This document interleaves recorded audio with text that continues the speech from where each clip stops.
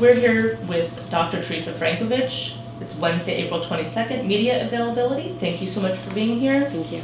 What steps should people without primary doctors take to get tested for COVID-19? So it's a really good question, and I know obviously our messaging to people has been that testing should certainly occur through your primary care provider, and at this time I'm talking about testing for symptomatic individuals.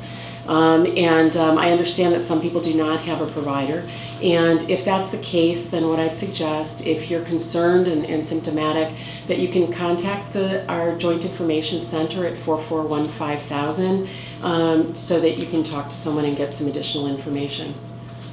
Thank you. Can you clarify if the 3 hospitalizations are the same people the whole time and if they have been released? Also, have any of them been using a ventilator? Sure. So when we put hospitalizations on our tracking, as most places report this, we're reporting the people who in their course at some point were hospitalized. It does not represent total number of current hospitalizations. And of course, we don't comment on anybody's particular health status. About how many healthcare workers and first responders have been tested out of the total test runs in Humboldt County, and how many of those have returned with positive results? So if I'm understanding correctly, I think this goes to the question of screening for our healthcare workers and first responders. So to date, we have not been in a position with test capacity to be able to screen asymptomatic workers, although this is something we're working very hard to get in place. So the only time we would test right now a healthcare worker or first responder would be someone who is symptomatic and we just have a concern as part of a case investigation, for instance, or symptomatic because of an exposure. So, and we have not been reporting on individuals in that context, but certainly screening information is something we're hoping to have.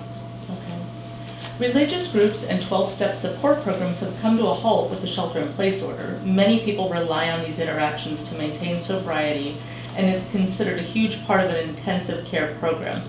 When can we foresee small groups being considered so people at high risk are not going to lose their steadfast direction? And the reporter wants to note that Zoom is an option, but often people who are newly in recovery don't have access to that technology and really need that one-on-one. Sure, and I think this is one of those pieces that's really important in our community that we've lost because of our inability to meet in groups outside our household unit. So clearly this would be an important area for us as we're doing our planning to move forward.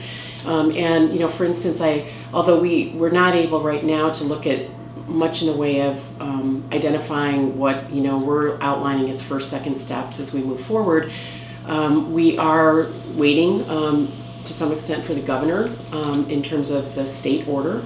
But I could easily envision that as we start to move out of shelter in place, we will be probably looking at small groups of people being able to meet in person outside their household unit, and then gradually increasing that number of people as we watch and see what happens. So I think I understand this completely, and my hope would be that in the not too distant future we'll have the capacity, perhaps not in large group settings, but in smaller group settings, to be able to have some more one-on-one using social distancing, as we're all going to need to do for some time period.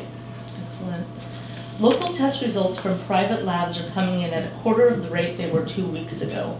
Our understanding is that providers are supposed to notify public health when submitting a sample to a corporate laboratory for COVID testing.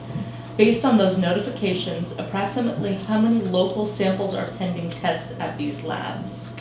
So, this was a lot easier to answer when we had just our large commercial labs like Quest and LabCorp doing testing. We have typically reported on those that we can see in our CalReady system on surveillance, and we report those on a regular basis in terms of total tests done. We report our positives, of course, as soon as we have them, but we're not distinguishing right now between those in the queue pending and not. Honestly, at this time, I don't think it's a problem with delay in these specimens. Although there's some variation in this, the delays have been generally better of late, over more like a few days rather than extended periods of time. But one thing I do want to point out is that this sort of testing horizon is changing, and there are more and more point of care tests being done in provider offices, in various areas in the state, and also starting to become possible in our area. There are also other commercial labs that are coming online. Every lab is expected to report into the system, but how well that is happening, especially at the outset, is not clear to me at this time. So I think our reporting on total tests done outside public health is just clearly going to become increasingly inaccurate because of all of this. And so our hope, of course, is that people become standardized and everything goes into our system so we can see how many negatives as well as positives. But right now I don't have a lot of confidence in that number for the reasons that I outlined. I do want to mention that positives have to be reported. It's a reportable disease and have to be reported to public health. So I think that's a piece that's in place. I just think this whole total test done, getting a good count of all the negatives is really going to become increasingly difficult. Okay. The state of California appears to show 53 COVID-19 cases in Humboldt, with our local count at 52. Is that discrepancy from the one confirmed case that turned out to be from out of the area? Or can you please explain why the state is reporting 53 and the county is reporting 52? I think as near as we've been able to figure, I think that we along the way had someone who actually had their testing done in a different area, had an old or inaccurate address as their residence in that, and so in the state system got counted in that fashion as a Humboldt County resident who in fact was not. So that's our understanding at this time as we try to look back at those numbers. Okay. You've made comments in the past that loosening shelter-in-place restrictions and opening up the economy will likely bring new positive cases because the virus is circulating in our community. Yesterday, the sheriff pushed for some essential businesses and government offices that have shuttered to reopen and indicated this may be the beginning of a gradual reopening over the coming weeks. From a public health perspective, given that testing remains limited and studies indicate at least 20% of COVID cases are asymptomatic with the potential to spread the disease widely, is this the right time to be considering loosening restrictions and increasing community activity and interaction? So I think it's a good question, but I think as we look forward, we know that we can't sit where we are forever. And so we're going to have to start moving out of shelter in place. And we know that that will bring with it some increase in community transmission. So we're working very hard at having all the inner underpinnings of being able to respond appropriately to new cases. That being said, the essential businesses that are already authorized under the county and the state are easy places to sort of make sure that they're doing social distancing, operating, before we start moving forward with further entities such as non-essential businesses. Excellent. Today, the governor is expected to update his 6-point plan to reopen the state. Does the new order for face coverings mean the county is close to reopening, and if so, is there a target date in mind? So I would say with the face coverings, we know that as we move out of the shelter in place, face coverings are another tool that we have to use to try and decrease transmission within the community. It makes sense prior to opening this to have everybody ready and have that piece in place. Obviously, we're all waiting because not only do we operate under our own order, but we operate under the governor's order, and ours are actually very similar. So I don't know a timeline right now. I think at this point we are watching what's happening at the state level, but we want to be ready when the governor does lift this order or refashion it, because that's what we're envisioning. It's going to not happen all at once. And so we want to be poised to act at that time, and this is an important piece of protecting the community.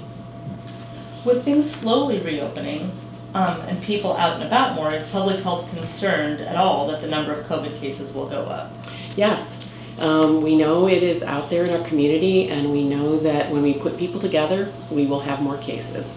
And so what we are doing is trying to make sure, again, that we're prepared on the front end with all the pieces such as testing capacity and case investigation that will help to make this as safe a navigation as possible. But we know the trade-off of opening up will be increased cases. Is the county easing the shelter-in-place restrictions because it's past the peak of cases? And is the county prepared to test everyone who is asymptomatic as the shelter-in-place order is gradually lifted? So we have not had a peak, as we understand sort of peak and surge. So again, when we're talking about that, we're talking where we have a prolonged period of increasing cases, and we're seeing that increase consistently over time. Certainly we had a fair number of cases that happened all within, I think, a 2-week period, and as people know, most of those were related to either travel or contacts. And so it sort of changed our numbers in a rapid way, but that does not represent our peak. What we're looking at is still the long-term view over weeks and months with COVID circulating. And at this time, we'll be talking a lot more, for instance, tomorrow night, about sort of what modeling tells us and what we might expect in terms of things like surge and peak. Okay.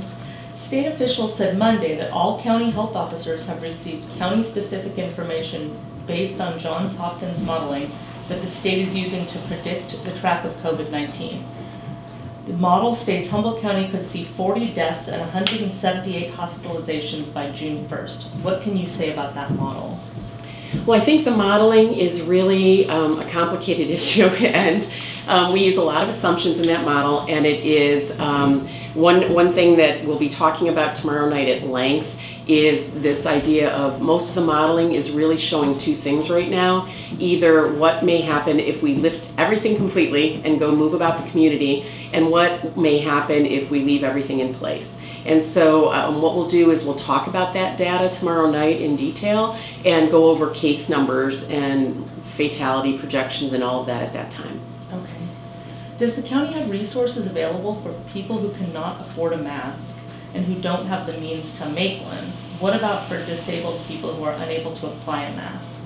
So again, I do want to emphasize that the order is for facial coverings. So it is not masks, and many things such as bandanas, scarves, old t-shirts. There are lots of things we can repurpose to use as masks in the sense of a facial covering. So I want people to be careful not to narrowly limit that. That being said, we're doing this in an attempt to ensure that we are protected as much as possible as a community. There may be individuals who are not able to tolerate a mask for medical reasons, those types of things. And so we'll be looking at that as we go forward. Obviously, we're not looking at this as a punitive measure. It's a safety and educational measure. But if we need to delineate things more in the order as we go forward, we can do that. But I think the intent of the order is clear, and we can answer questions on FAQs as well. The mandatory masks order specifies that masks containing one-way valves do not comply, but yesterday's press release listed retailers selling masks that appear to include such valves. Are these masks actually compliant with the current orders? So I think it's important for people to remember that in this, sometimes masks are used simply to protect the wearer. And so what you exhale has very little bearing on your safety with the use of that mask. So for instance, if you use a mask for construction work and you're trying to protect from things dust that you may be inhaling, your exhale is not important, and the exhale valve makes it comfortable.